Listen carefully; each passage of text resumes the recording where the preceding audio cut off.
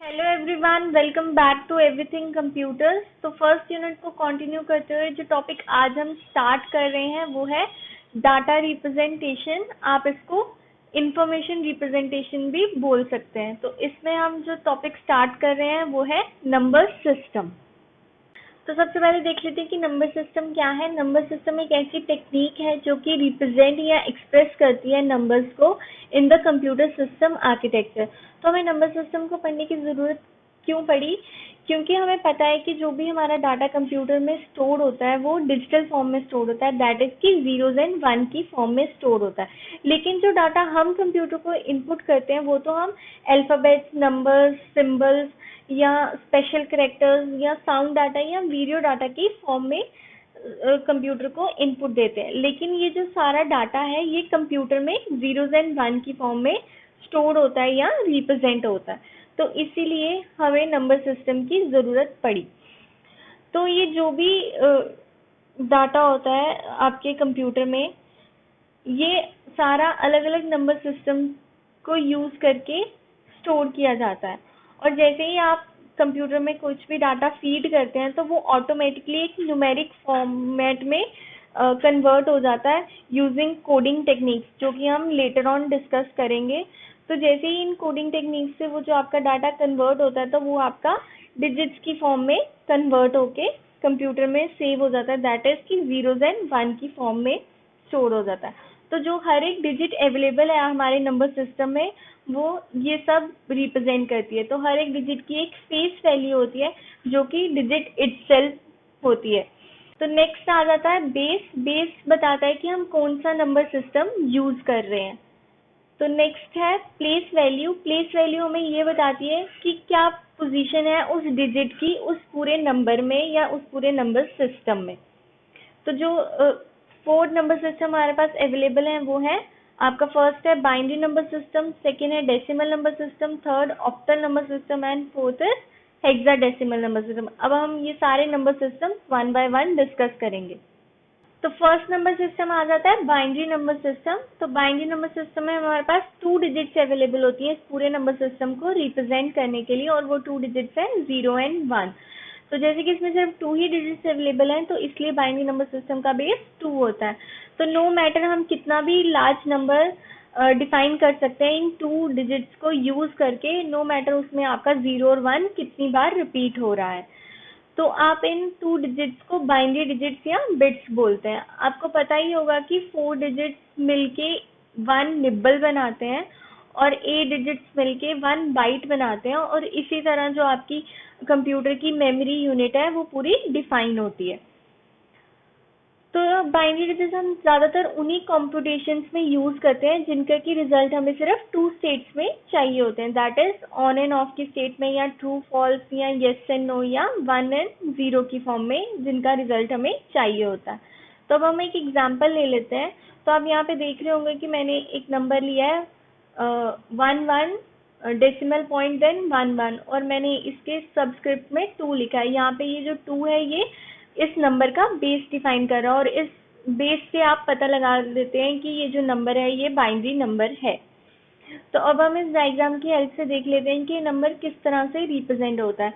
जो नंबर की left most bit या डिजिट होती है उसको हम मोस्ट सिग्निफिकेंट बिट बोलते हैं, और जो नंबर की राइट हैंड साइड वाली बिट होती है उसको हम लीस्ट सिग्निफिकेंट बिट बोलते हैं। और ये जो आप 2⁻1 2⁻0 देख रहे हैं ये पोजिशनल वैल्यू है हर एक बिट की इस नंबर में। तो नेक्स्ट नंबर सिस्टम आ जाता है decimal number system. Decimal number system में हमारे पास टोटल 10 डिजिट्स अवेलेबल होती है इस नंबर सिस्टम को रिप्रेजेंट करने के लिए। तो जैसे कि हमारे पास 10 डिजिट्स अवेलेबल हैं तो इसलिए डेसिमल नंबर सिस्टम का जो बेस है वो 10 होता है। और कौन कौन सी डिजिट्स हमारे पास इसमें अवेलेबल हैं वो है आपकी 0 1 2 3 4 5 6 7 8 10 9, दैट इज 0 से लेके 9 तक सारी डिजिट्स अवेलेबल होती है हमारे पास इस डेसिमल नंबर सिस्टम को रिप्रेजेंट करने के लिए। तो हम इन 9 डिजिट्स को यूज करके नो मैटर कितना भी लार्ज नंबर रिप्रेजेंट कर सकते हैं या डिफाइन कर सकते हैं, और उसमें नो मैटर ये डिजिट्स कितनी बार रिपीट हो रही हैं। तो अब हम यहाँ पे भी एक एग्जाम्पल लेके देख लेते हैं। तो यहाँ पे मैं जो नंबर ले रही हूँ वो है आपका 7896.5। तो आप देख रहे होंगे कि बेस में मैंने 10 लिखा है, तो 10 यहाँ पे यही रिप्रेजेंट कर रहा है कि ये जो नंबर है ये एक डेसिमल नंबर है। तो यहाँ पे जो 8 है उसकी फेस वैल्यू 80 है, जैसे कि मैंने आपको पहले बताया था कि फेस वैल्यू डिजिट इटसेल्फ होती है, और जो प्लेस वैल्यू है 8 की वो है 100। तो अब हम इस डायग्राम की हेल्प से देख लेते हैं कि ये नंबर किस तरह से रिप्रेजेंट होता है।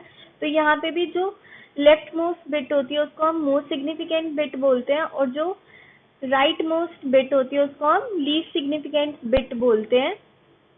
और ये जो 10⁻³ टू 10⁻² है, ये सारी पोजिशनल वैल्यू हैं हर एक डिजिट की इस नंबर में। तो यहाँ पे जो 8 की मैंने जैसे आपको बताया कि प्लेस वैल्यू 100 है, तो 10⁻² भी 100 ही होता है। तो नेक्स्ट नंबर सिस्टम आ जाता है octal number system. Octal number system में हमारे पास टोटल 8 डिजिट्स अवेलेबल होती हैं इस पूरे नंबर सिस्टम को रिप्रेजेंट करने के लिए, तो इसीलिए ऑक्टल नंबर सिस्टम का बेस 8 होता है।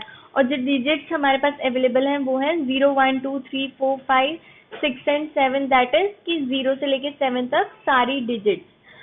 तो आप इन 8 डिजिट्स को यूज करके नो मैटर कितना भी लार्ज नंबर डिफाइन कर सकते हैं, और नो मैटर कि उसमें ये डिजिट्स कितनी बार रिपीट हो रही हैं। तो अब हम एक एग्जांपल ले लेते हैं। तो मैंने यहाँ पे जो नंबर लिया है वो है 7236.3, और आप देख रहे होंगे कि सब्सक्रिप्ट में मैंने 8 लिखा, और इस 8 से मेरे को पता चल जाता है कि ये जो नंबर है ये ऑक्टल नंबर सिस्टम का नंबर है। तो इस डायग्राम में इसकी रिप्रेजेंटेशन को शो किया है। तो यहाँ पे जो 7 है वो मोस्ट सिग्निफिकेंट बिट है, और जो 3 है वो लीस्ट सिग्निफिकेंट बिट है, और जो 8⁻0, 8⁻1, 8⁻2 वो हर एक डिजिट की इस नंबर में पोजीशन वैल्यू को रिप्रेजेंट कर रही है। तो लास्ट नंबर सिस्टम आ जाता है hexadecimal number system. Hexadecimal number system में हमारे पास टोटल 16 एलिमेंट्स अवेलेबल होते हैं इस नंबर सिस्टम को डिफाइन करने के लिए, इसलिए हेक्साडेसिमल नंबर सिस्टम का जो बेस है वो 16 होता है। तो यहाँ पे मैं डिजिट्स ना बोल के एलिमेंट्स इसलिए बोल रही हूँ क्योंकि इस नंबर सिस्टम में जो एलिमेंट्स अवेलेबल हैं वो डिजिट्स एंड अल्फाबेट के कॉम्बिनेशन अवेलेबल है। तो हमारे पास कौन कौन से डिजिट्स और अल्फाबेट अवेलेबल है इस नंबर सिस्टम में, वो है आपके पास 0 से लेके 9 तक सारी डिजिट्स, और अल्फाबेट आपके पास ABCDE एंड F अवेलेबल है। तो यहाँ पे जो A है वो 10 को रिप्रेजेंट करता है, B आपका 11 को रिप्रेजेंट करता है, C 12 को, D 13 को, E 14 को एंड F 15 को रिप्रेजेंट करता है इस नंबर सिस्टम में। तो अब हम एक एग्जाम्पल ले लेते हैं। तो यहाँ पे जो नंबर मैंने लिया है वो है 79A4.3, और आप देख रहे होंगे सब्सक्रिप्ट में मैंने 16 लिखा है, जिससे कि मुझे पता चल रहा है कि ये जो नंबर है ये हेक्साडेसिमल नंबर सिस्टम का नंबर है। तो इस डायग्राम में मैंने इस नंबर सिस्टम को रिप्रेजेंट किया है। तो इस नंबर में जो 7 है वो मोस्ट सिग्निफिकेंट बिट है, और जो 3 है वो लीस्ट सिग्निफिकेंट बिट है, और जो 16⁻0, 16⁻1 है वो सारी पोजिशनल वैल्यूज हैं हर एक डिजिट की इस नंबर में। तो अब फटाफट रिकॉल कर लेते हैं कि हमने कौन कौन से नंबर सिस्टम पढ़े, और हर एक नंबर सिस्टम का बेस और कौन कौन सा उनमें सिंबल यूज किया गया है। तो सबसे फर्स्ट नंबर सिस्टम जो हमने डिस्कस किया था वो था बाइनरी, और बाइनरी का बेस होता है 2, क्योंकि इसमें 2 डिजिट्स अवेलेबल हैं, दैट इज 0 एंड 1। तो सेकेंड नंबर सिस्टम जो हमने डिस्कस किया था वो था डेसिमल। डेसिमल का बेस 10 होता है, और इसमें टोटल 10 डिजिट्स अवेलेबल हैं, दैट इज फ्रॉम 0 to 9। तो थर्ड नंबर सिस्टम जो हमने डिस्कस किया था वो था ऑक्टल। ऑक्टल का बेस 8 होता है, और इसमें टोटल 8 डिजिट्स अवेलेबल हैं, that is from 0 to 7। Next number system है हमारे पास hexadecimal number system. Hexadecimal number system का 16 बेस होता है, क्योंकि इसमें 16 एलिमेंट्स अवेलेबल हैं, जो कि यहाँ आपकी 0 से लेके 9 तक सारी डिजिट्स, और आपका अल्फाबेट्स यहाँ पे A से लेके F तक सारे अवेलेबल होते हैं।